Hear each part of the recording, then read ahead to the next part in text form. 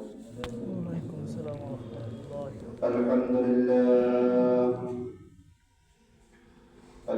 لله الأكرم الذي خلق الإنسان وكرم وعلمه من البيان ما لم يعلم فسبحان الذي لا يحصى امتنانه باللسان ولا بالقلم ونشهد أن لا إله إلا الله وحده لا شريك له ونشهد أن سيدنا وحبيبنا ومولانا محمدا عبده ورسوله الذي أرسله بالحق بشيرا ونذيرا وداعيا إلى الله بإذنه وسراجا منيرا أما بعد فقد قال الله تعالى في كلامه المجيد وفرقان الحميد أعوذ بالله من الشيطان الرجيم بسم الله الرحمن الرحيم فأوحى إلى عبده ما أوحى وقال رسول الله صلى الله عليه وسلم هما جنتك ونارك أو كما قال عليه الصلاة والسلام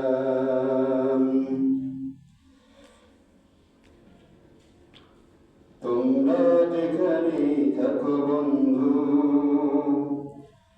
আমার কথা একটু শোনো আমার কথা একটু শোনো আত্মশুদ্ধির পথে এসো আত্মশুদ্ধির পথে এসো প্রতিহিংসা দূর করো তোমরা যেখানে থাকো বন্ধু আমার কথা একটু শোনো আমার কথা একটু শোনো সন্ত্রাস রাজারি খুঙ্গর শুনে সুন্দর ধরাজ মেখে গেছে কালিতে কারো খেয়ে ভুলি চলে কেউ পায় না খাবার কারো বেশি দিন চলে যায় না হারিতে সন্ত্রাস রাজারি খুঙ্গর শুনে সুন্দর ধরাজ মেখে গেছে কালিতে কারো খেয়ে ভুলি চলে কেউ পায় না খাবার কারো বেশি দিন চলে যায় না হারিতে আজ বেজাতীয় সাল কেন ঘরে ঘরে আজ বেজাতীয় সাল কেন ঘরে ঘরে তারা পাবে নাকি মুক্তি কোনো তোমরা যেখানে থাকো বন্ধু আমার কথা একটু শোনো আমার কথা একটু শোনো আত্মশুদ্ধির পথে এসো আত্মশুদ্ধির পথে এসো প্রতিহিংসা দূর করো তোমরা যেখানে থাকো বন্ধু আমার কথা একটু শোনো আমার কথা একটু শোনো সম্মানিত উপস্থিতি সর্বপ্রথম মহান আল্লাহ সুবহানাহু ওয়া তাআলার দরবারে অগণিত চিত্তে শুকরিয়া আদায় করছি যিনি আমাদেরকে গত জুমা থেকে জুমা পর্যন্ত হায়াত করেছেন।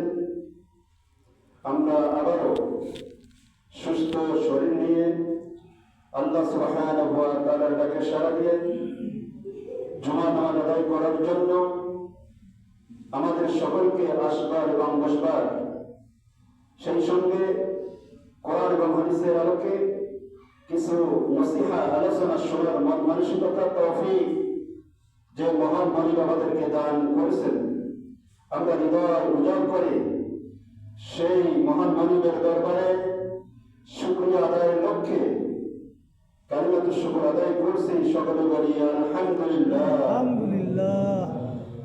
অতঃপর লক্ষ্য করে দরুদ সালাম বর্ষিত হোক আমাদের প্রিয় নবী মুহাম্মদুর রাসূলুল্লাহ সকলে বলি সাল্লাল্লাহু আলাইহি ওয়াসাল্লাম। সম্মানিত উপস্থিতি, আপনারা সকলে ভালো আছেন? আলহামদুলিল্লাহ। আপনি কেমন আছেন? আলহামদুলিল্লাহ। আপনাদের দোয়ায় আল্লাহ সুবহানাহু ওয়া তাআলার অশেষ মেহেরবানিতে আল্লাহ সুবহানাহু ওয়া তাআলা ভালো রেখেছেন। তো এই বছরের শীতের সিজনটা মোটামুটি আমাদের শরীরের জন্য অনুকূল, উপযোগী। আমরা গত বছর দেখেছি বা বিভিন্ন বছর আমরা দেখেছি এই সময়টাতে প্রচন্ড শৈত্য প্রবাহে শীতের কারণে আমরা ঠিকঠাক ভাবে আমাদের কার্যগুলো সঠিকভাবে করতে পারতাম না, সম্পাদন করতে পারতাম না। সবসময় অনেক কাপড় পরে থাকা লাগতো।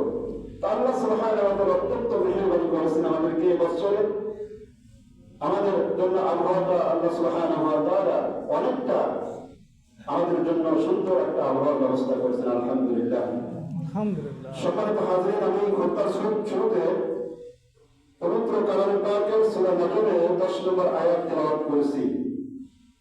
ইমাম রাসূল সাল্লাল্লাহু আলাইহি ওয়াসাল্লামের হাদিস থেকে সামান্য একটি হাদিস তেলাওয়াত করেছি। সামান্য কিছু সময় আল্লাহ পাক রব্বুল আলামিন এই আয়াত এবং হাদিসকে সামনে রেখে কিছু আলোচনা করার তৌফিক দান করুন। সকলে বলি আল্লাহুম্মা আমিন। আমার তৌফিক ইল্লা বিল্লাহ, আলাইহি তাওয়াক্কালতু ওয়া ইলাইহি উনীব। সুবহানাকা লা ইলমা লানা ইল্লা মা 'আল্লামতানা ইন্নাকা আনতাল আলিমুল হাকীম। সম্মানিত উপস্থিতি, আমরা জানি যে এই মাসটা চলছে শাবান মাস। কি মাস? শাবান। গত মাস গেছে রজব, রজবের পর শাবান, শাবানের পর আসতেছে রমজান। আজকে শাবান মাসের 3 তারিখ এবং সেই সাথে আমরা জেনে রাখি বাংলা মাস মাঘ মাসের আজকে 9 তারিখ, আর ইংলিশ তারিখ তো আমরা জানি আজকে 23শে জানুয়ারি। সম্মানিত হাজরিন, তো আমি গত জুমায় মেরাজ সম্পর্কে আলোচনা করেছিলাম সামান্য কিছু সময় স্বল্প পরিসরে। আল্লাহ সুবহানাহু ওয়া তাআলা তার হাবিবকে মেরাজে ডেকে নিয়েছিলেন, তার সান্নিধ্যে ডেকে নিয়েছিলেন। নেওয়ার পর আল্লাহ সুবহানাহু ওয়া তাআলা তার হাবিবকে কিছু নির্দেশনা দিয়েছিলেন, কিছু বিষয়ের আদেশ দিয়েছিলেন। এই আদেশ আল্লাহ সুবহানাহু ওয়া তাআলা তার হাবিবকে দিয়েছিলেন আমাদের জন্য। প্রায় 12-13টা আদেশ আল্লাহ সুবহানাহু ওয়া তাআলা তার হাবিবকে দিয়েছিলেন। তো এই কয়েকটা আদেশ আমরা ইনশাআল্লাহ আলোচনা করার চেষ্টা করব। তো 1 নম্বর, রাসূল সাল্লাল্লাহু আলাইহি ওয়াসাল্লামকে আল্লাহ সুবহানাহু ওয়া তাআলা আদেশ দিয়েছিলেন যে শিরক করা যাবে না। কি করা যাবে না? শিরক করা যাবে না। শিরক এটা হলো মস্ত বড় একটা জরুরি অন্যায়। কারণ আল্লাহ সুবহানাহু ওয়া তাআলা তিনি একচ্ছত্র মালিক এই পৃথিবীর, আমাদের একচ্ছত্র মালিক। তার মালিকানার ভিতরে, তার মালিকানার সাথে অন্য কারো অংশীদারিত্ব নাই। যদি কোনো ব্যক্তি মনে করে যে আল্লাহ সুবহানাহু ওয়া তাআলার এই ক্ষমতার সাথে, এই পাওয়ারের সাথে, এই গুণের সাথে পৃথিবীর কোন মাখলুকাতের সম্পর্ক আছে, তাহলে এটাকে বলা হয় শিরক। অর্থাৎ আল্লাহ সুবহানাহু ওয়া তাআলার সাথে সমকক্ষ সাব্যস্ত করা। অথচ আমরা সূরা ইখলাসের মধ্যে পড়ে কুল হুয়াল্লাহু আহাদ, আল্লাহ এক এবং অদ্বিতীয়। শুধু এক নয়, অদ্বিতীয়, যার কোনো দুই নাই। এক হলে তো তার দুই থাকে, থাকে না? এক হলে যদি একটা ছাত্র থাকে তারপরে দুই হলে ছাত্র থাকে, এক নম্বর যদি থাকে তারপর দুই নম্বর থাকে। কিন্তু আল্লাহ সুবহানাহু ওয়া তাআলা শুধু এক নন, এক এবং অদ্বিতীয়, মানে যার কোনো দুই। এটা এমন এক, আল্লাহ সুবহানাহু ওয়া তাআলা এমন একক অদ্বিতীয়, যার কোনো দুই নাই। যদি কোনো ব্যক্তি মনে করে যে আল্লাহর সাথে আরেকজন আছে, নাউযুবিল্লাহ, তাহলে এটাকে বলা হয় শিরক। আল্লাহ সুবহানাহু ওয়া তাআলা সূরা বনী ইসরাঈলের 22 নম্বর আয়াতে আল্লাহ পাক রব্বুল আলামিন তার হাবিবকে নির্দেশনা দান করেন, হে নবী, আপনি শিরক করবেন না। লা তাজআল মা'আল্লাহি ইলাহান আখার ফাতাকউদা মাযমুমান মাখযুলা। আল্লাহ সুবহানাহু ওয়া তাআলা নির্দেশনা দেন, আল্লাহর সাথে অন্য কাউকে শিরক সাব্যস্ত করবে না, অন্য কোনো উপাস্য সাব্যস্ত করবে না, তাহলে তুমি নিন্দিত এবং অসহায় হয়ে পড়বে। আল্লাহ তাআলার সাথে অন্য কাউকে উপাস্য বা শরীক সাব্যস্ত করা যাবে না, অন্যথায় হে মুহাম্মদ, আপনি নিন্দিত এবং আপনি নিঃস্ব হয়ে যাবেন। সম্মানিত উপস্থিতি, এই জন্য শিরক এটা করা যাবে না। আল্লাহ সুবহানাহু ওয়া তাআলার ইবাদতের সাথে অন্য কাউকে ইবাদতের শামিল করা যাবে না, উপাস্যতা করা যাবে না, সমকক্ষ সাব্যস্ত করা যাবে না। আল্লাহ পাক রব্বুল আলামিন সূরা লুকমানের ভিতরে হযরত লুকমান হাকিম তিনি তার সন্তানকে নসিহত করেছিলেন, অনেকগুলো নসিহত করেছিলেন। নসিহতের শুরুতে লুকমান হাকিম তার সন্তানদেরকে একটা নসিহত করেছিলেন যে সন্তান, সর্বপ্রথম তার সন্তানদেরকে আল্লাহ সুবহানাহু ওয়া তাআলার পরিচয় দিয়েছিলেন যে তোমরা আল্লাহ তাআলার সাথে শিরক করবে না। আল্লাহ সুবহানাহু ওয়া তাআলা লুকমান হাকিমের কিছু নসিহত আল্লাহ সুবহানাহু ওয়া তাআলা এত পছন্দ করেছেন, তিনি চয়েস করেছেন, তিনি পছন্দ করেছেন, যার কারণে লুকমান হাকিম তার এই নসিহতগুলো তার সন্তানকে যে নসিহত করেছিলেন, এই নসিহতগুলো আল্লাহ সুবহানাহু ওয়া তাআলা আমাদের জন্য কোরআনের আয়াত হিসেবে নাযিল করেছেন। সুবহানাল্লাহ। আল্লাহ সুবহানাহু ওয়া তাআলা ওয়া ইযা কানা লুকমানু লিবনিহি ওয়া হুয়া ইয়াইদুহু ইয়া বুনাইয়া লা তুশরিক বিল্লাহ ইন্নাশ শিরকা লাযুলমুন আযীম। স্মরণ করুন সে সময়ের কথা যখন লুকমান তার সন্তানদেরকে উপদেশ দেওয়ার সময় বলেছিল, ইয়া বুনাইয়া, হে বাচ্চা, হে আমার বেটা, হে আমার ছেলে, শোনো, লা তুশরিক বিল্লাহ ইন্নাশ শিরকা লাযুলমুন আযীম। আল্লাহ তাআলার সাথে শরীক করবে না, কারণ শিরক হচ্ছে মস্ত বড় জুলুম, মস্ত বড় অন্যায়। লুকমান হাকিম তার সন্তানদেরকে সর্বপ্রথম আল্লাহ সুবহানাহু ওয়া তাআলার পরিচয় দিলেন। আমরা কি আমাদের সন্তানদেরকে উপদেশ দেই না? অথবা কেউ দেই, আবার অনেকেই আমরা দেই না, সন্তানকে উপদেশ ভালো ভালো উপদেশ দেই না। সন্তানদেরকে ভালো ভালো উপদেশ দিতে হবে। যেমন আমরা যারা মাদ্রাসায় পড়াই বা মুক্ত পড়াই, ছাত্রদেরকে সুন্দর সুন্দর উপদেশ দেই, যাতে এই ছাত্রটা যে শিক্ষায় শিক্ষিত হোক, ভবিষ্যতে যেন সে গোমরাহি না হয়, সে যেন ভালো ভালো থাকে, সে যেন একজন ভালো ছাত্র হতে পারে, মানুষ হতে পারে, মানুষের মতো মানুষ হতে পারে। এই জন্য আমরা নসিহত দিয়ে থাকি, উপদেশ দিয়ে থাকি। এই জন্য বাপ মার দায়িত্ব সন্তানকে নসিহত করা। যেমন লুকমান হাকিম তার সন্তানদেরকে নসিহত করেছিলেন, সর্বপ্রথম তার রবের পরিচয় তিনি দিয়েছেন, হে সন্তান, শোনো, আমি তোমাকে কয়েকটা উপদেশ দিচ্ছি, তার মধ্যে এক নম্বর উপদেশ হলো তোমরা আল্লাহ তাআলার সাথে শরীক করবে না, আল্লাহ তাআলার সমকক্ষ দান করবে না, কারণ শিরক হচ্ছে মস্ত বড় জুলুম।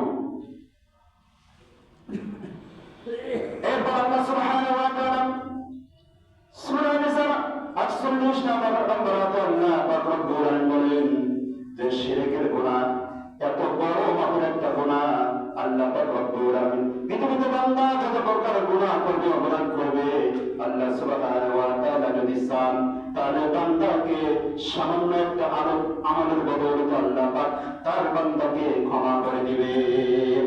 কিন্তু শিরকের দ্বারা আল্লাহ পাক ক্ষমা করবেন না।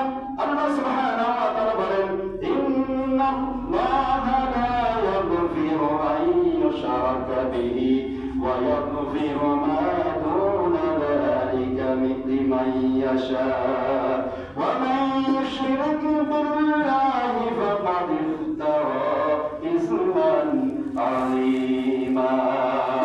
আল্লাহ সুবহানাহু ওয়া তাআলা আল্লাহ সুবহানাহু ওয়া তাআলা যারা আল্লাহ সুবহানাহু ওয়া তাআলার সাথে শিরক করবে, আল্লাহ সুবহানাহু ওয়া তাআলা ওই সমস্ত বান্দাদেরকে ক্ষমা করবেন না। লা ইয়াগফিরু আন ইউশরাকা বিহি ওয়া ইয়াগফিরু মা দুনা যালিকা লিমান ইয়াশা।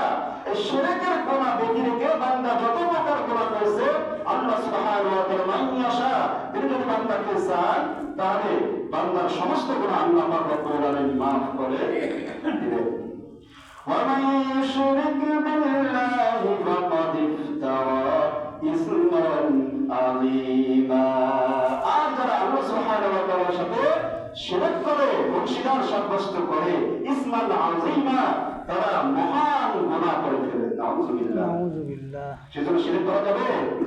আল্লাহ সুবহানাহু ওয়া তাআলা সূরা নিসার 116 নম্বর আয়াতে একই কথা বলেন যে আল্লাহ সুবহানাহু ওয়া তাআলা শিরকের গুনাহ ক্ষমা করবেন না।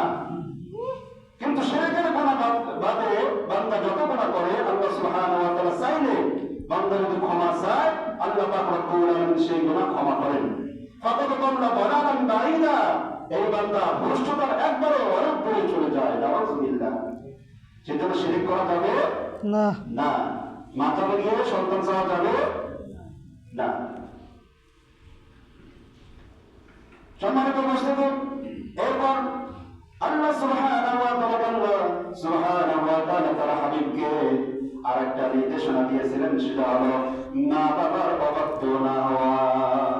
2 নম্বর, মা বাবার অবাধ্য হওয়া যাবে না।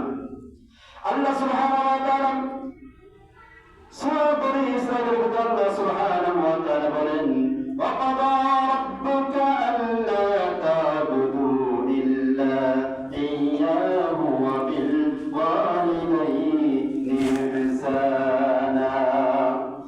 আল্লাহ সুবহানাহু ওয়া তাআলা রাসূল আপনার কাছে আপনার নির্দেশনা দেওয়া হলো, একমাত্র ইবাদত হবে আমার, আর পিতামাতার সাথে ভালো আচরণ করো, সদ্ব্যবহার করো। ইম্মা ইয়াবলুগান্না ইনদাকাল কিবারা আহাদুহুমা আও কিলাহুমা ফালা তাকুল লাহুমা উফফিন ওয়া লা তানহারহুমা ওয়া কুল লাহুমা কাওলান কারীমা। বিশেষ করে তোমাদের কাছে তোমার বাবা তাদের একজন অথবা কয়েকজন যদি বার্ধক্যে উপনীত হয়, তখন তোমরা তাদের সম্মুখে উফ শব্দ উচ্চারণ করবে না এবং তাদেরকে ধমকের সাথে কথা বলবে না, বরং তাদের সাথে কাওলান কারীমা, তোমরা ভদ্রতার সাথে তোমরা ন্যায়সঙ্গত কথা বলবে, তাদের সাথে সম্মান সূচক কথা বলবে। বিশেষ করে বাবা যখন বৃদ্ধ হয়ে যায় বা বৃদ্ধা হয়ে যায়, তখন তোমরা তাদের সামনে চোখ রাঙিয়ে কথা বলো না, তাদের সামনে উফ শব্দ উচ্চারণ করো না। তোমরা তাদের সাথে নরম ভাষায়, তোমরা সুন্দর নরম দিল হয়ে নরম ভাষায় তোমরা তাদের সাথে কি করো? সম্মানের সাথে কথা বলো। ওয়াকফিদ লাহুমা জানাহাল যুল্লি মিনার রাহমা, আর তাদের জন্য তোমরা নরম হয়ে যাও, তাদের কাছে তোমরা নরম হয়ে যাও, তাদের জন্য তোমার দয়ার হাত প্রসারিত করো, তাদের উপর তোমরা রহম করো, দয়া করবে। আর তোমাদের বাবার জন্য দোয়া করবে, ওয়াকুর রাব্বির হামহুমা কামা রাব্বায়ানি সগীরা। হে আমার রব, আমার বড় মা যেভাবে আমাকে ছোটকালে শিশুকালে লালন পালন করেছে, তুমিও তাদেরকে রহম দিয়ে লালন পালন করো। সুবহানাল্লাহ। এই দোয়া আমরা পড়ব, এটা আমাদের উপর একটা দায়িত্ব। বাবার খিদমতের পাশাপাশি আল্লাহ সুবহানাহু ওয়া তাআলা আমাদের বাবাকে যেন এরকম রহম দিয়ে, আল্লাহ সুবহানাহু ওয়া তাআলা রহমত দিয়ে যেন তাদেরকে এইভাবে তাদেরকে জান্নাতে অবস্থান করা এবং তাদেরকে যেন এই রহম দিয়ে তাদেরকে এভাবে লালন পালন করেন। সম্মানিত হাজরান, এই জন্য আমাকে খেদমত করতে হবে। সূরা লুকমানের ভিতরে লুকমান আলাইহিস সালাম যখন ওসিয়ত করতেছিলেন তাদের সন্তানদেরকে, মাঝখানে আল্লাহ সুবহানাহু ওয়া তাআলা এই ওসিয়তের মাঝখানে আল্লাহ সুবহানাহু ওয়া তাআলা আমাদের জন্য একটা ওসিয়ত, একটা ওয়াজ আল্লাহ পাক রব্বুল আলামিন করেছেন। সেটা আল্লাহ সুবহানাহু ওয়া তাআলা আমাদের জন্য একটা নসিহত করেছেন, ওয়াজ করেছেন। ওয়াসাইনাল ইনসানা বিওয়ালিদাইহি হামালাতুহু উম্মুহু ওয়াহনান আলা ওয়াহনিহি ওয়া ফিসালুহু ফি আমাইনি আন ইশকুরনি ওয়া লিওয়ালিদাইকা ইলাইয়াল মাসীর। আল্লাহ সুবহানাহু ওয়া তাআলা আমি মানুষদেরকে তার বারবার নসিহত করতেছি, ওয়াজ করতেছি যে তোমরা তোমাদের বাবার সাথে ভালো আচরণ করো। তোমার মা তোমাকে কষ্টের পর কষ্ট করে তোমাকে গর্ভে ধারণ করেছে এবং তোমাদেরকে 2 বছর দুধ পান করিয়েছে। তোমাদের মা তোমাদেরকে কষ্টের পর কষ্ট করে তোমাদেরকে পেটে রেখেছে এবং তোমাদেরকে 2 বছর কি করছে? দুধ পান করিয়েছে। এই জন্য আমি আমার বান্দাদেরকে আমি কি করছি? নসিহত করছি। আনিশকুরনি ওয়া লিওয়ালিদাইকা ইলাইয়াল মাসীর। আমার শুকরিয়া আদায় করো এবং তোমার বাবার সাথে ভালো আচরণ করো। সুবহানাল্লাহ। আমার শুকরিয়া আদায় করো, এর পাশাপাশি তোমরা বাবার সাথে কি করো? ভালো আচরণ করো। এরপর আল্লাহ সুবহানাহু ওয়া তাআলা পবিত্র কোরআনুল কারীমের সূরা আহকাফের ভিতরে 15 নম্বর আয়াতে আল্লাহ পাক রব্বুল আলামিন বলেন, ওয়াসাইনাল ইনসানা বিওয়ালিদাইহি ইহসানা হামালাতুহু উম্মুহু কুরহা ওয়া ওয়াদা'তুহু কুরহা ওয়া হামলুহু ওয়া ফিসালুহু 30 শাহরা। আল্লাহ পাক আবার কথা বলতেছেন, আমি আমার বান্দাদেরকে ওসিয়ত করেছি, নসিহত দিয়েছি, উপদেশ দিয়েছি যে বান্দা তোমরা তোমাদের বাবার সাথে ভালো আচরণ করো। তোমার মা তোমাকে কষ্ট করে গর্ভে ধারণ করেছে, হামালাতুহু উম্মুহু কুরহা ওয়া ওয়াদা'তুহু কুরহা। তোমার মা তোমাকে কত কষ্ট করে গর্ভে ধারণ করেছে এবং তোমাদেরকে দুধ পান করিয়েছে। ওয়া হামলুহু ওয়া ফিসালুহু 30 শাহরা। গর্ভধারণ করতে এবং দুধ পান করতে তার 30 মাস সময় লেগেছে। অর্থাৎ মা আমাদের গর্ভধারণ করেছে এবং দুধ পান করা সহ 30 মাস কষ্ট করেছে। এজন্য আমি আমার বান্দাদেরকে নসিহত করেছি, নির্দেশ দিয়েছি যে তোমার বাবার সাথে তোমরা কি করো? ভালো আচরণ করো। সম্মানিত হাজিরিন, এরপর আল্লাহ সুবহানাহু ওয়া তাআলা তার হাবিবকে আরেকটা নির্দেশনা দিয়েছিলেন। আল্লাহ সুবহানাহু ওয়া তাআলা সূরা বনী ইসরাঈলের মধ্যে বলেন, ওয়া আতিল কুরবা হাক্কাহু ওয়াল মিসকিনা ওয়া ইবনাস সাবিল। যে তোমাদের আত্মীয়-স্বজন যারা আছেন, আত্মীয়-স্বজনদের হক তাদেরকে পৌঁছে দাও, তাদেরকে তোমরা দিয়ে দাও এবং তোমরা অভাবগ্রস্ত যারা আছে এবং মুসাফির যারা আছে তাদের হক তোমরা দিয়ে দাও। তোমাদের আত্মীয়-স্বজন তাদের যে হক আছে, আত্মীয়-স্বজনের হক তাদেরকে দিয়ে দাও এবং অভাবগ্রস্ত যারা আছে অভাবগ্রস্তদেরকে তাদের হক তোমরা দিয়ে দাও এবং মুসাফির যারা আছে তাদের হক কি করো? তোমরা দিয়ে দাও। সম্মানিত হাজির, আমরা যারা সম্পদশালী আছি, আল্লাহ পাক রব্বুল আলামিন আমাদের সম্পদের ভিতরে আমাদেরকে যে সম্পদ দিয়েছেন, এই সম্পদটা টোটাল সম্পদ কিন্তু আমার সম্পদ নয়। আমার এই সম্পদের ভিতরে আল্লাহ সুবহানাহু ওয়া তাআলা গরিব এবং যারা বঞ্চিত আছে তাদের জন্য আল্লাহ সুবহানাহু ওয়া তাআলা হক রেখেছেন। আল্লাহ সুবহানাহু ওয়া তাআলা সূরা জারিয়াতের 19 নম্বর আয়াতে আল্লাহ পাক রব্বুল আলামিন বলেন, ওয়া ফি আমওয়ালিহিম হাক্কুন লিস-সাইলি ওয়াল মাহরুম।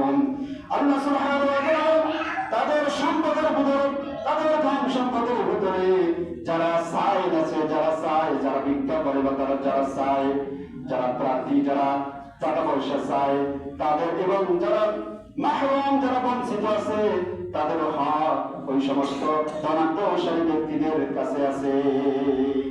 অফি আমওয়ালিহিম হাক্কুন লিস-সাইল ওয়াল মাহরুম, তাদের সম্পদের মধ্যে যারা এরকম অভাবগ্রস্ত আছে এবং যারা চায়, প্রার্থী যারা আছে তাদের হক এই আমওয়ালিহিম, তাদের সম্পদের মধ্যে আছে।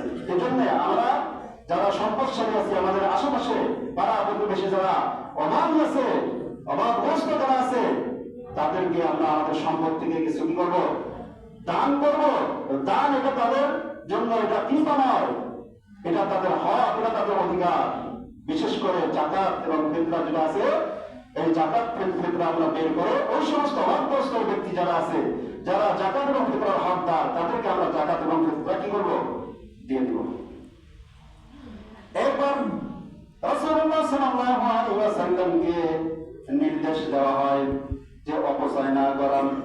আল্লাহ সুবহানাহু ওয়া তাআলা সূরা বনী ইসরাঈলের 27 নম্বর আয়াতে আল্লাহ পাক রব্বুল আলামিন বলেন, ওয়ালা তুবাযির তাবযীরা ইন্নাল মুবাযযিরিনা কানু ইখওয়ানাশ শায়াতিন ওয়া কানাশ শাইতানু লিরাব্বিহি কাফুরা। আল্লাহ পাক রব্বুল আলামিন ওয়ালা তুবাযির তাবযীরা, তোমরা অপচয় করো না, তোমরা এরকম অপচয় করো না। কারণ হলো ইন্নাল মুবাযযিরিনা কানু ইখওয়ানাশ শায়াতিন, যারা অপচয় করে তারা হচ্ছে শয়তানের ভাই। অপচয় করে কি? শয়তানের ভাই। শয়তানের ভাই। وكان الشيطان لربه كفورا। আল্লাহ পাক সাবধান করে দিচ্ছেন, তুমি অপচয় করে শয়তানের ভাই হও না। কারণ শয়তান তার রবের ব্যাপারে সে অকৃতজ্ঞ, সে তার রবের কৃতজ্ঞতা স্বীকার করে নাই। সুতরাং তুমি সেই শয়তানের ভাই হও না, তুমি অপচয় করো না। সেজন্য অপচয় করা যাবে না। ব্যয় করার ক্ষেত্রে আমাদেরকে দেখতে হবে এই ব্যয়টা কি আসলে অপচয় হচ্ছে না এটা আসলে একটা কাজ দিচ্ছে, এটা আমাদেরকে দেখে এরপর ব্যয় করতে হবে।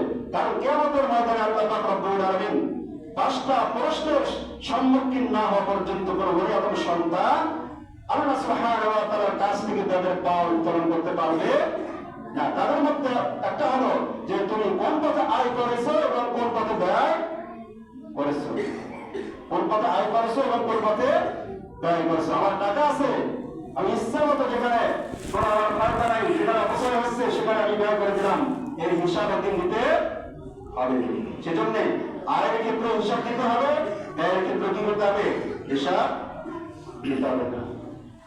এরপর আল্লাহ সুবহানাহু ওয়া তাআলা তার হালকা আরেকটা নির্দেশনা দেন, কৃপণতা না করা। অনেক আমাদের মধ্যে অনেক টাকাওয়ালা আছে যারা কৃপণতা করে, এই টাকা সম্পদ থেকে তারা নিজেরাও খায় না, এবং যারা অভাবী আছে, অগ্রস্ত যারা আছে, আত্মীয় স্বজন যারা আছে তাদেরকেও দেয় না। তাদের কি কি বলা হয়? কৃপণ। অর্থাৎ ওই ব্যক্তি মনে করে যে সম্পদ আমার কাছে চিরকাল থাকবে, থাকলেও লাভ কি? আপনি তো নিজেও খাচ্ছেন না এবং আপনার আত্মীয় স্বজন বা অবগ্রস্ত তাদেরকেও দিচ্ছেন না, এই সম্পদ দিয়ে কি লাভ? ভোগে প্রকৃত তৃপ্তি নয়, ত্যাগে প্রকৃত তৃপ্তি।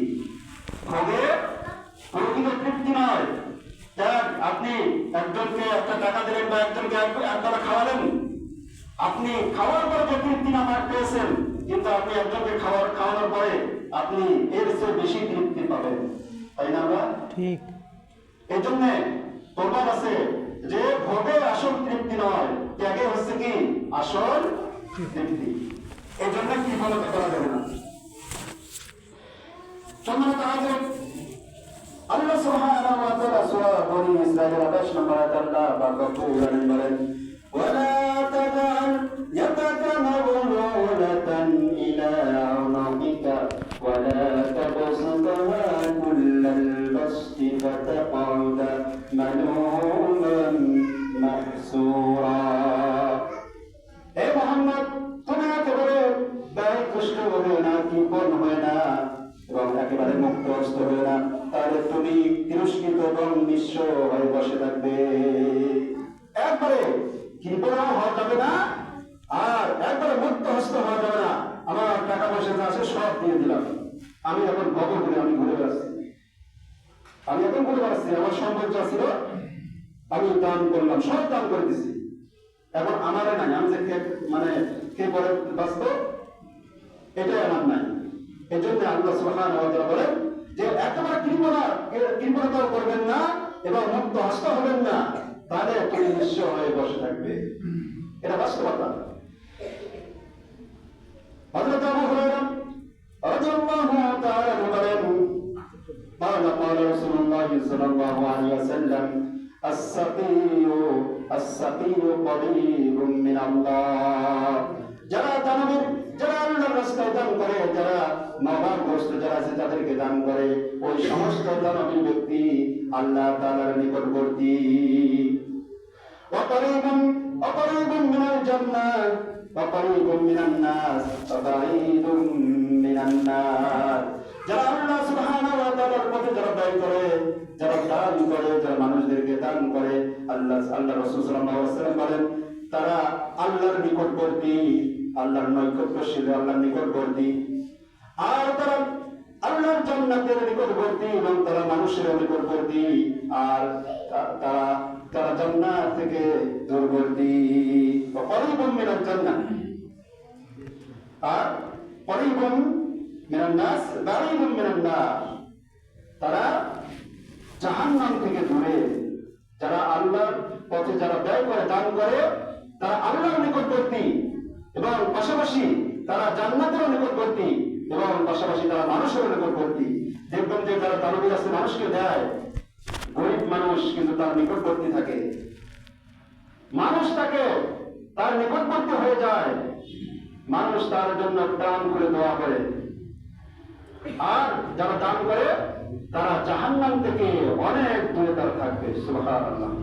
পক্ষান্তরে রাসূল সাল্লাল্লাহু আলাইহি ওয়াসাল্লাম বলেন আল বাখিল বাঈদুম মিনাল্লাহ বাঈদুম মিনাল জান্নাহ বাঈদুম মিনান নাস করিবুম মিনান নার। উল্টা কথা, যারা বখিলতা করবে, কৃপণতা করবে, তারা আল্লাহ থেকে দূরে চলে যাবে, তারা জান্নাত থেকে দূরে চলে যাবে, মানুষ থেকে দূরে চলে যাবে এবং তারা জাহান্নামের নিকটবর্তী হয়ে যাবে। নাউযুবিল্লাহ। সেজন্য কৃপণতা করা যাবে না, কৃপণতা করা যাবে না। এই হাদিসের শেষে রাসূল সাল্লাল্লাহু আলাইহি ওয়াসাল্লাম বলেন ওয়ালা জাহিলু সাকিয়ুন আহাব্বা ইলা আল্লাহি মিন আবিদিন বাখিলিন। অর্থাৎ ইবাদতকারী বখিলের চেয়ে জাহেল, যারা মূর্খ দানবীর যারা আছে তারাই আল্লাহ তাআলার কাছে উত্তম। আপনি অনেক ইবাদত বন্দী করতেছেন কিন্তু আপনার মধ্যে কৃপণতা আছে। আপনার চেয়ে যে ব্যক্তি জাহেল, মূর্খ, যারা ইবাদত বন্দীও করে না, মূর্খ, কিছু জানে না, কিন্তু আল্লাহ তাআলার পথে ব্যয় করে, সে দান সদকা করে, ওই ব্যক্তি আল্লাহ তাআলার কাছে প্রিয়। এজন্য কৃপণতা করা যাবে না।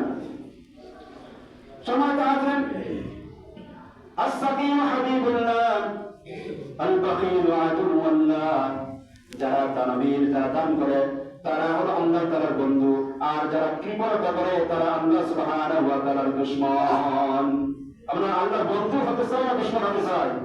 বন্ধু হতে চাই। বন্ধু হতে গেলে দান করতে হবে। মসজিদ, মাদ্রাসায় অভাবগ্রস্ত যারা আছে, এতিম মিসকিন যারা আছে, তাদের জন্য দান করতে হবে। পাশাপাশি সামাজিক কাজেও আপনি ব্যয় করতে পারেন। আপনার সম্পদ আছে, রাস্তা এক জায়গায় ভেঙে গেছে, আপনি রাস্তা সংস্কার করে দেন। যত মানুষ এদিকে হাঁটবে, নিরাপদে হাঁটবে, প্রত্যেকটা মানুষ, যত মানুষ হাঁটবে, এখান থেকে আপনি সরকারি জারিয়া যতদিন হাঁটবে ততদিন পর্যন্ত সরকারি জারিয়ার সওয়াব আপনি পেতে থাকবেন। আপনি একটা গাছ লাগান, এই গাছের মধ্যে যত পাখি এসে বিশ্রাম নেবে, যত পাখি এসে ফলমূল খেয়ে বাঁচবে, যত মানুষ বিশ্রাম নেবে, আল্লাহ পাক রব্বুল আলামিন প্রত্যেকটার জন্য আপনার আমলনামায় সদকায়ে জারিয়ার সওয়াব লিখে দেবেন। সুবহানাল্লাহ। শুধু আপনার দান মনে করে যে মসজিদ মাদ্রাসা দিলাম দান হয়ে গেল, এটাই শুধু দান নয়। শুধু মসজিদ মাদ্রাসা এটাই শুধু দান নয়। আপনি যে কোনো সামাজিক কাজে, এরকম যারা ভালো কাজ আছে, যেগুলো সামাজিক কাজ আছে, এই কাজগুলোতে আমাদেরকে অবশ্যই শামিল হতে হবে। এরপর আল্লাহ সুবহানাহু ওয়া তাআলা হয় আরেকটা নির্দেশনা দেন সন্তানদেরকে হত্যা না করা, সন্তানদেরকে হত্যা না করা। আল্লাহ সুবহানাহু ওয়া তাআলা বলেন ওয়ালা তাকতুলু আওলাদাকুম খাশিয়াতা ইমলাক নাহনু নারযুকুহুম ওয়া ইয়্যাকুম ইন্না কাতালাহুম কানা খিতান কাবীরা। আল্লাহ সুবহানাহু ওয়া তাআলা বলেন দরিদ্রতার ভয়ে তোমরা তোমাদের সন্তানদেরকে হত্যা করো না, তাদেরকে তোমরা মেরো না, কারণ আমি তাদেরকে রিজিক দান করি এবং তোমাদেরকেও আমি রিজিক দান করি। সুতরাং দরিদ্রের ভয়ে যে সন্তান কি খাবে, বাচ্চা কনসেপ্ট করছে এই বাচ্চা যদি আসে দুনিয়াতে কি খাবে, আমি তো চলতে পারতেছি না, এই সন্তান কি খাবে, পরে সন্তান কি করে মেডিসিন প্রয়োগ করে সন্তানকে মেরে ফেলে। নাউযুবিল্লাহ। এই জন্য সন্তানকে কখনো এরকম দরিদ্রতার ভয়ে তাদেরকে হত্যা করা যাবে না, কারণ আল্লাহ সুবহানাহু ওয়া তাআলা আমাদের জন্য রিজিক দান করেন, রিজিকের বরাত আল্লাহ সুবহানাহু ওয়া তাআলা আগেই করেছেন। আমার সন্তান যারা দুনিয়াতে আসবে, যে সন্তান দুনিয়াতে আসবে এই সন্তানের রিজিক আল্লাহ পাক রব্বুল আলামিন অনেক আগে নির্ধারণ করে দিয়েছেন। অতএব আমার টেনশন নয়, যে সন্তান আসে সে রিজিক নিয়ে আসে, কারণ তার জন্মের অনেক আগে আল্লাহ পাক রব্বুল আলামিন তার জন্য রিজিক বরাদ্দ করে দিয়েছেন। এজন্য দরিদ্রতার ভয়ে খাবারের ভয়ে সন্তানদেরকে কি করা যাবে না, হত্যা করা যাবে না, এটা একটা নির্দেশ। কিয়ামতের দিন ওই সমস্ত সন্তানদেরকে জিজ্ঞাসা করা হবে ওয়াইযাল মাউউদাতু সুইলাত বিআইয়ি যামবিন কুতিলাত, যাদেরকে কবরস্থ করে দেওয়া হয়েছে, জীবন্ত কবরস্থ দেওয়া হয়েছে, ওই সমস্ত সন্তানদেরকে জিজ্ঞাসা করা হবে যে কি কারণে তোমাদেরকে এরকম কবরস্থ করে দেওয়া হয়েছে, তোমাদেরকে হত্যা করা হয়েছে। আল্লাহ সুবহানাহু ওয়া তাআলা তার হুকুমের নির্দেশনার ভিতরে একটা নির্দেশনা হলো বেবিচার না করা, অর্থাৎ জিনা না করা। আল্লাহ পাক রব্বুল আলামিন বলেন ওয়ালা তাকরাবুজ জিনা ইন্নাহু কানা ফাহিশাতান ওয়া সাআ সাবিলা। আল্লাহ সুবহানাহু ওয়া তাআলা বলেন সূরা বনী ইসরাঈলের ভিতরে 32 নম্বর আয়াত আল্লাহ পাক রব্বুল আলামিন বলেন তোমরা জিনার নিকটবর্তীও হয় না, তোমরা জিনার ধারের কাছেও যেও না। ইন্নাহু কানা ফাহিশাতান ওয়া সাআ সাবিলা, নিশ্চয়ই এটা অশ্লীল কাজ এবং মন্দ পথ। এজন্য মোবাইলের ভিতরে বড় পর পুরুষ অথবা পর মহিলা কারোর সাথে মোবাইল ফোনে কথা বলা যাবে না। এটাও কিন্তু জিনার নিকটবর্তী নিয়ে যায়। আস্তে আস্তে এই দুই নারী এবং পুরুষের মধ্যে এক সময়ে প্রেম জাগ্রত হবে, ভালোবাসা জাগ্রত হবে, এক পর্যায়ে এই দুই নারী পুরুষের মধ্যে জিনা সংঘটিত হবে। এই জন্য আল্লাহ সুবহানাহু ওয়া তাআলা বলেন যে হে হাবিব, আপনি এরকম জিনার ধারের কাছে আপনি যাবেন না। আর যারা জিনা করবে আল্লাহ পাক রব্বুল আলামিন সূরা নূরের 2 নম্বর আয়াতে বলেন আয-যানিয়াতু ওয়াজ-যানি ফাজলিদু কুল্লা ওয়াহিদিন মিনহুমা মিয়াতা জালদা। আল্লাহ পাক রব্বুল আলামিন যারা জিনাকার এবং জিনাকারিনী যারা আছে তাদের শাস্তির ব্যাপারে আল্লাহ পাক রব্বুল আলামিন সূরা নূরের 2 নম্বর আয়াতে বলেন যদি জিনাকারী নারী এবং পুরুষ যদি তারা জিনা করে তাহলে তাদের প্রত্যেককে 100 করে তোমরা ব্যত্রাঘাত করো। কত? 100 করে ব্যত্রাঘাত করো, এতে তারা বেঁচে যাক অথবা মারা যাক। জেনার শাস্ত্রে আরো মাসাল আছে, 100 ব্যত্রাঘাত করার পর যদি বেঁচে যায় তাহলে তাদেরকে দেশান্তরিত করে দাও, আরেক জায়গায় পাঠিয়ে দাও, এই এলাকায় যেন সে তারা না থাকে। এটা হলো অবিবাহিত। আর যদি বিবাহিত নারী পুরুষ যদি জেনা করে অথবা একজন বিবাহিত আরেকজন অবিবাহিত, যে কারো কাছে বিবাহ এটা সম্বন্ধিত আছে, অর্থাৎ একজন বিবাহ করেছে একজন বিবাহ করে নাই, অথবা দুইজনে বিবাহ করেছে, এরকম পর নারীর সাথে নারী পুরুষের সাথে যদি জেনা করে তাহলে তাদেরকে কমর পর্যন্ত বাড়ির মধ্যে পুঁতে তাদেরকে পাথর দিয়ে তাদের উভয়কে কি করো, তোমরা দুনিয়া থেকে বিদায় করে দাও। এটা হলো জেনার শাস্তি। আজ তো আমাদের সমাজে জেনা এটা একেবারে সহজ হয়ে গেছে। একটা সন্তান, একটা ছেলে এবং মেয়ে তারা রিলেশন করতেছে, পিতাও কিছু বলে না, সমাজও কিছু বলে না, রাষ্ট্রও কিছু বলে না, কিন্তু এই সন্তানকে যখন বিবাহ দিবে আর সে স্বাভাবিকা হয়েছে, এখন বিবাহ দিবে, দেওয়া হয়েছে 18 বছর এবং 21 বয়সের আগে তাদেরকে বিবাহ দেওয়া যাবে না। কিন্তু বিবাহ বহির্ভূত যে জেনা এবং ব্যভিচার হচ্ছে এই ব্যাপারে সরকারের কোনো মাথা ব্যথা নাই, সমাজের কোনো মাথা ব্যথা নাই, পরিবারের কোনো মাথা ব্যথা নাই। যার কারণে আমাদের জেনা ব্যভিচার এটা আমরা সহজ করে দিয়েছি, আর বৈধভাবে বিবাহ বন্ধন এটা আমরা খুব কঠিন করে দিয়েছি। এরপর আল্লাহ সুবহানাহু ওয়া তাআলা রাসূল সাল্লাল্লাহু আলাইহি ওয়াসাল্লামকে আরেকটা নির্দেশনা দেন যে মানুষকে হত্যা করো না, ওয়ালা তাকতুলুন নাফসাল্লাতী হারামাল্লাহু ইল্লা বিল হক ওয়া মান কুতিলা মাজলুমান ফাকাদ জাআলনা লিওয়ালিয়্যিহি সুলতানা ফালা ইউসরিফ ফিল কতল ইন্নাহু কানা মানসুরা। যাদেরকে হত্যা করা হারাম তোমরা তাদেরকে কি করো না, হত্যা করো না, ইল্লা বিল হক, যদি তারা কি করে তোমাদের উপর যদি বিদ্রোহ করে বা ন্যায়সঙ্গত ভাবে তাদেরকে হত্যা করা যাবে, দোষী হলে তাদেরকে হত্যা করা যাবে হত্যার পর্যায়ে যদি হয়। কিন্তু নির্দোষ ব্যক্তি, তাদের কোনো দোষ নাই, দিনের কোনো ক্ষতি করে নাই, বিদ্রোহ করে নাই, তাদেরকে তোমরা হত্যা করো না। অনেক কথা মাজলুমান ভাবে জানা। আর যাদেরকে অন্যায় ভাবে হত্যা করা হয়, যারা জুলুমের শিকার হয়ে যারা নিহত হয়, আল্লাহ পাক বলেন আমি তাদের উত্তরাধিকার যারা আছে তাদেরকে আমি ক্ষমতা দান করি। সুবহানাল্লাহ। যারা নির্যাতন করে মানুষদেরকে, যারা ক্ষমতায় গিয়ে নির্যাতন করবে, আল্লাহ পাক কি করবে, যারা নির্যাতিত হয়েছে আল্লাহ পাক তাদেরকে ভবিষ্যতে কি করবেন, জাআলনা লিওয়ালিয়্যিহি সুলতানা, আমি তাদের উত্তরাধিকারী যারা আছে, যারা দুনিয়াতে বেঁচে আছে তাদেরকে আমি কর্তৃত্ব এবং তাদেরকে আমি কি ক্ষমতা দান করি। ফালা ইউসরিফ ফিল কতল ইন্নাহু কানা মানসুরা। আর সে যেন এই হত্যার ব্যাপারে সীমালঙ্ঘন না করে, কারণ যাদেরকে হত্যা করা হয়েছে অন্যায় ভাবে তারা হচ্ছে সাহায্য প্রাপ্ত। সুবহানাল্লাহ।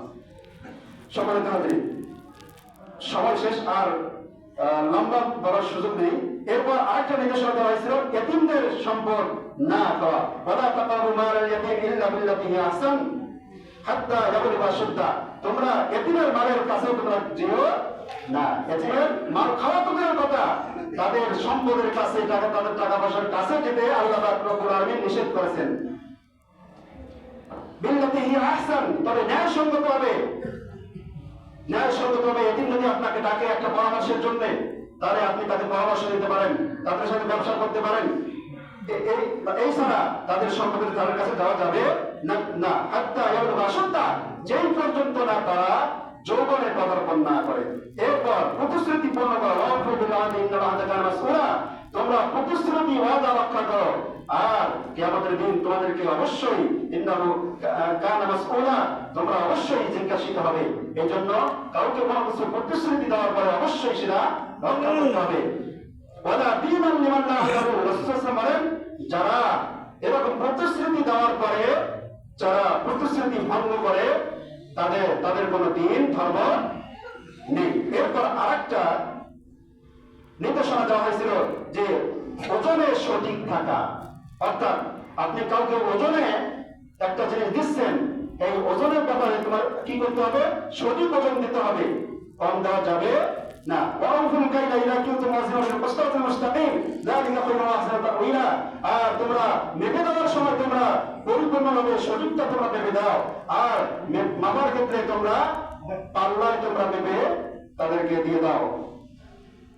যালিকা খায়রুন ওয়া আহসানু তা'ওয়িলা, এটা হচ্ছে তোমাদের জন্য উত্তম।